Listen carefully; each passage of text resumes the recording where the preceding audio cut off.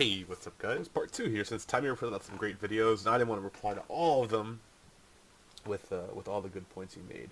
I thought the subversion video was really solid, not just for Game of Thrones, but stories in general. Like, there's that kind of harkened me back to like the Jungian archetypes. Like, if you remember, Carl Jung was this famous psychologist, and it's like he's the dude who theorized about a collective unconsciousness and all this other stuff. Like, some of his stuff was like a little out there, but like he basically theorized that there's these 12 archetypes in storytelling, and there's this interesting thing where you look across cultures that have never interacted before or anything like that. Those same archetypes all kind of come out. It's like there's the hero, the mother, I forget all of them. I'd have to look them up, but like there's there's these very specific stories that we as people tell, even if we haven't interacted with other cultures or anything like that, to tell these kind of same stories. So I think like that whole subversion thing is a conscious awareness of telling similar stories and trying to do something different for the sake of doing something different.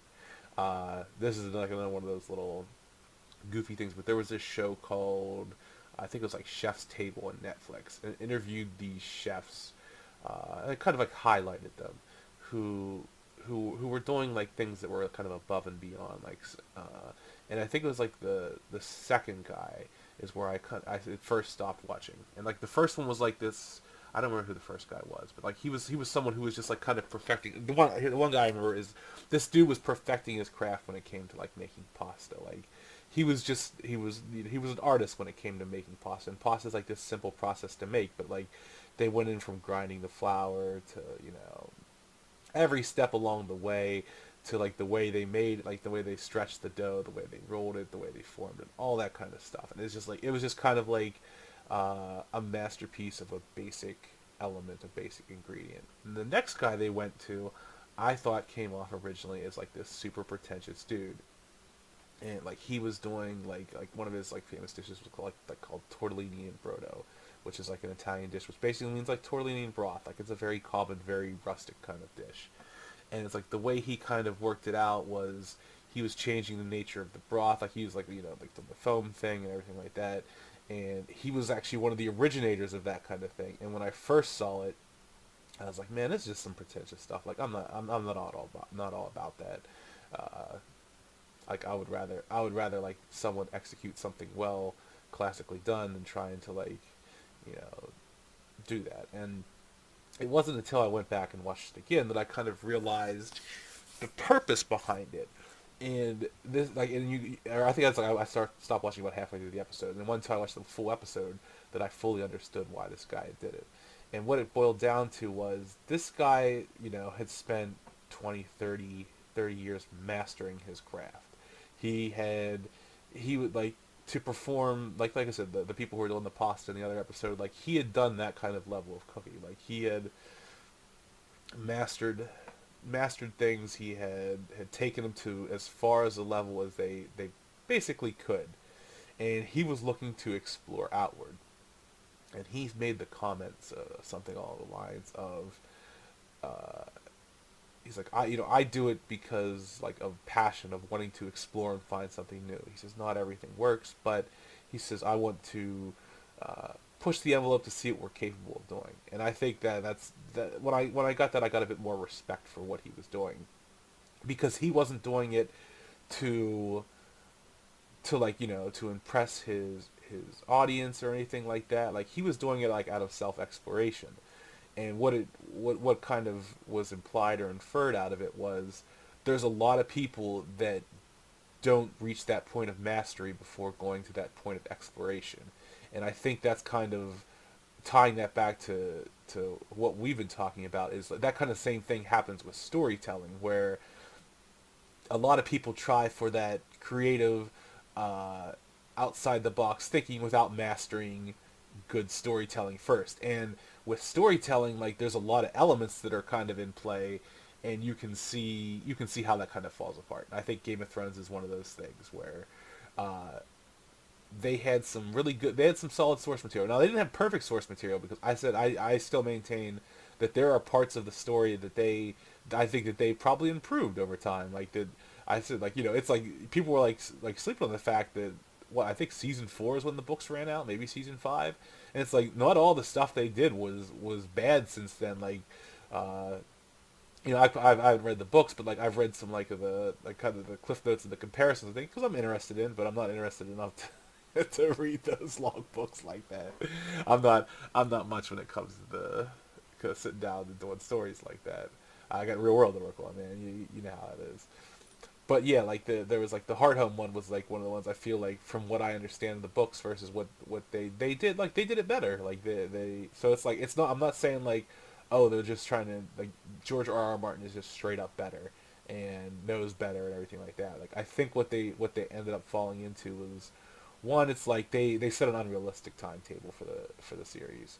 Um, like Tamir said in the last or either last or second last video, like a lot of series fall off, like their viewership falls off. Like Game of Thrones keeps going up, and like that was like one of the ones where I think I watched the first couple seasons like in not even like on the HBO app or anything like that. It's like now, okay, yeah, now I'm paying for it. So like they're getting their viewership out of it. You know, it's like they got me in and everything. Now I'm a little disappointed this season, but you know, it's like it is what it is. Uh, but I think that's kind of the thing. What I was getting at is I feel like they tried to subvert for the sake of subverting to like so they didn't tell the same story that's been told in like your Lord of the Rings or anything like that, like any of those high fantasy kind of things. It's like they didn't succeed, but they did try something different, and they didn't succeed doubly so because they just went all over the place with pacing. Danny's turn to the Mad Queen would be tragic but believable if it didn't occur over the pace that it did.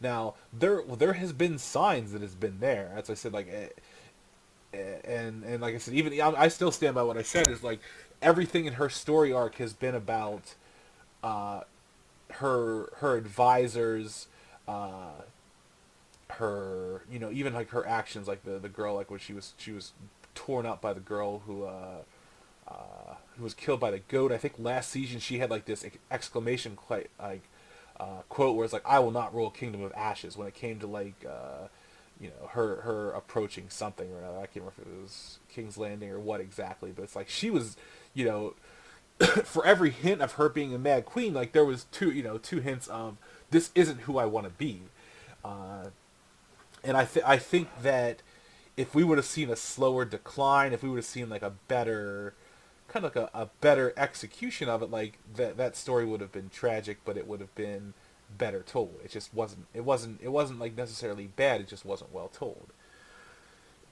Excuse me. Sorry. And um, yeah, so it's like the story. Like I said, like Jamie's redemption. Like Jamie can have a failed redemption, because it's like it's not necessarily about even him even becoming like a good person. Because I think you learn from his backstory and everything like that is that he was a good person.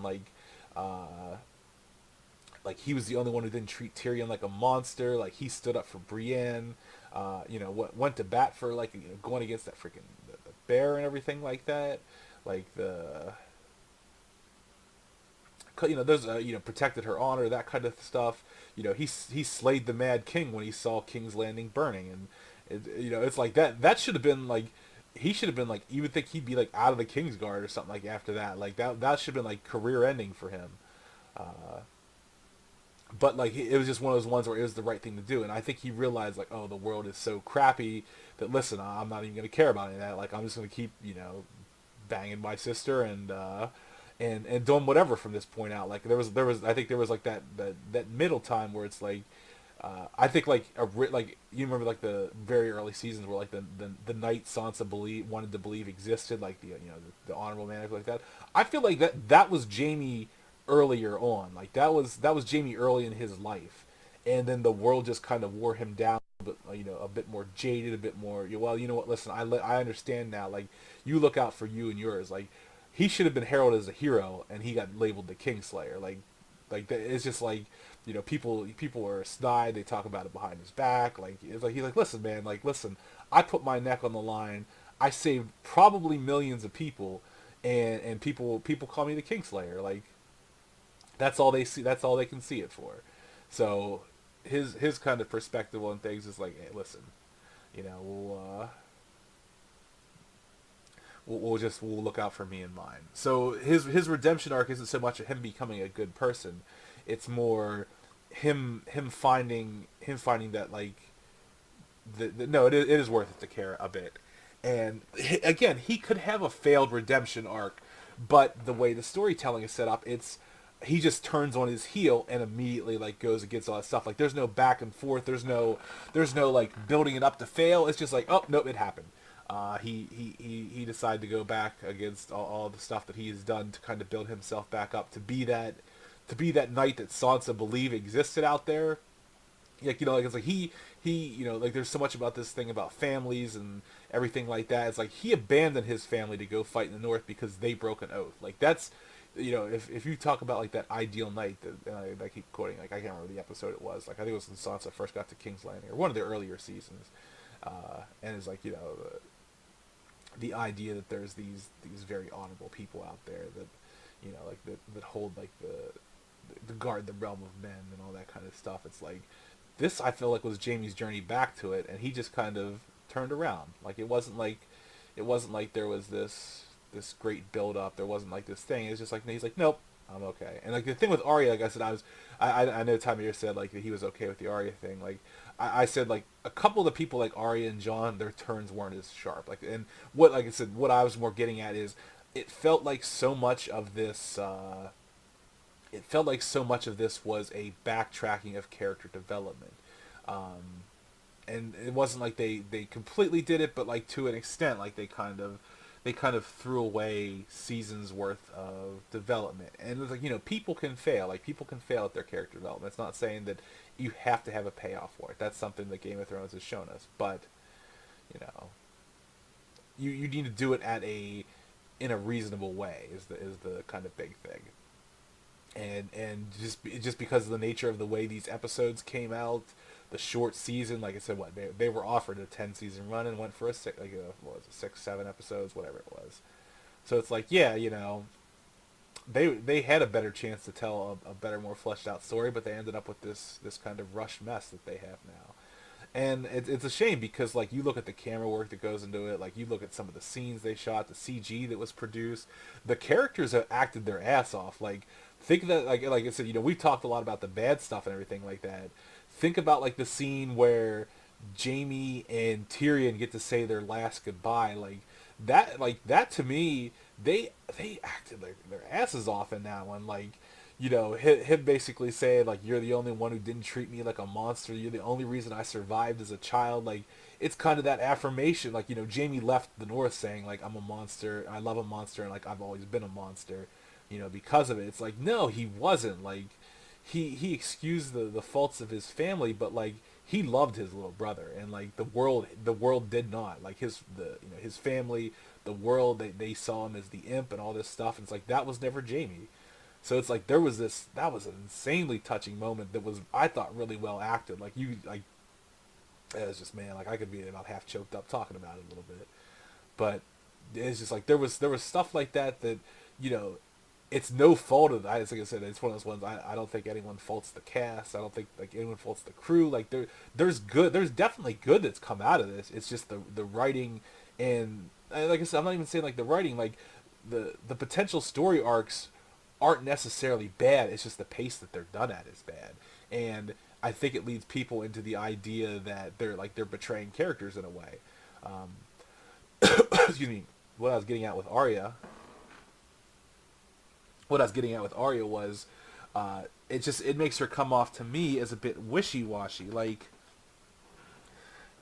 she I think like she's gone on this thing where like I said from when Ned Stark died, like she was like seeking out vengeance and stuff like that. But like she's gone from this lone wolf person to kind of finding a pack, and it's like for a while it was Gendry and Hot Pie, and then she goes back to the north, and it's like, oh, your brother, like it was a time said, like your brother holds the north and everything like that. So she goes back to the north. She's Arya Stark of Winterfell again. She's not a lady, but she's still Arya Stark. And then it's like, well, I'm gonna go to King's Landing and I'm gonna finish what I started. I'm gonna go on this thing of vengeance, even if it costs me my own life. And it's like, it's just it's like, and then turning around saying, no, my life is worth something. I'm not gonna like throw my life away. Um, it's just it comes off as a bit wishy-washy. Like it's whereas that's not who the character is. Like if that had developed over time, I think you'd be a lot better off. But like doing it over one or two episodes, it does a little bit of a disservice. And like I said, I feel like it comes off like, and like I said, not a major portrayal of character, but like a minor portrayal of it. I thought like Arya being on the ground zero of things, like that should be Sir Davos, like straight up. He was born and raised in Flea Bottom. Those are his people. Like if you want someone to empathize with the struggle of those people that are getting burned alive, like Davos should be that person. I feel like, and I mean, I'm sure I don't know why they did it with Arya if they're going to embolden her to like assassinate Arya. That was something I slept on my first watch through of it. It was on the second watch through I watched is Varys was trying to straight up poison Dany. Like I don't know. I assume I'm not say I assume you guys picked up because I don't want to be condescending or anything like that. But like when he was talking to the girl in the kitchens, the soldiers are watching me. She hasn't eaten. They dropped some serious hints that Varys was straight up trying to poison her.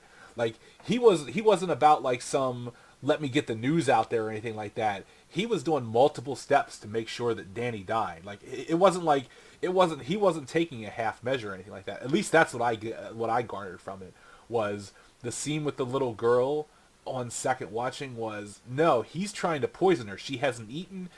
She hasn't left her room. Like Daenerys, and that kind of makes Daenerys' turn a little bit softer. I thought after watching it the second time. Now I'm still not excusing it because I still feel it's rushed, but like she like people inside her own cabinet are trying to kill her. Jon like that gives a different perspective to Jon Snow's betrayal of her. It's like he says one thing but does another. Actions speak louder than words. All that kind of stuff. Like yeah, like there's some stuff going on there. It's not just as quite as cut and dry as you might expect. But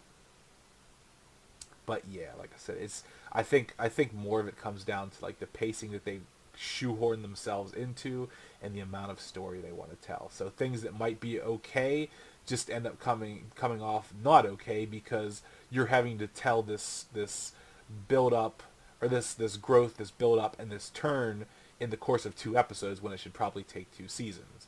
And it's like at that point it's like I feel like they'd just be better off like ending the show with Hardhome and being like, all right, we're done for now. Like that would have been like a more satisfying ending where we don't have the content to do it, we don't have the time, we don't have the resources. Like,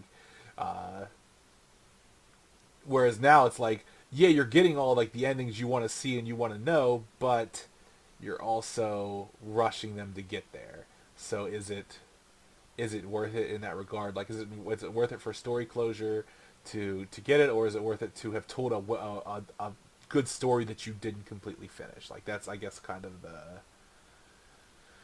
the takeaway from it. And like I said, like I know I've seen down on it and everything like that, and I am like I said, it has its faults, but like I said, I still want to see how it plays out.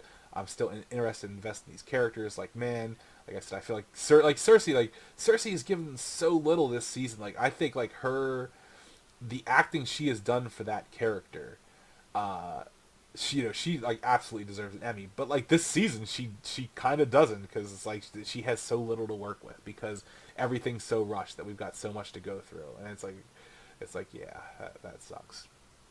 Um, the other thing I think I touched on this a little bit is like like I was so confused like Cersei was standing there with such confidence when it's like I said, how OP is Drogon? Like we kind of gotten that. Tymir kind of gotten that. Like where I saw one of those goofy the things where like people have like the picture with the captions and it's like uh, stone doesn't melt the dragon's fire. King's Landing was an inside job, that kind of thing. Like like kind of poking fun at the 9/11 conspiracy theorists and stuff like that. And yeah, it's just like man, like when he like the whole Golden Company thing. Like I caught something very interesting that I thought was going to be a spoiler from one of the like a Discord channel I hang out in with one of the games that I occasionally get into. And the dude was like the Golden Company in the past was like loyal to the Targaryens. So like his theory was that if they found out that like they're fighting a Targaryen or like that, they were going to turn. But like none of that was hinted at the show whatsoever. I don't think so. Like I don't think they could explore that option.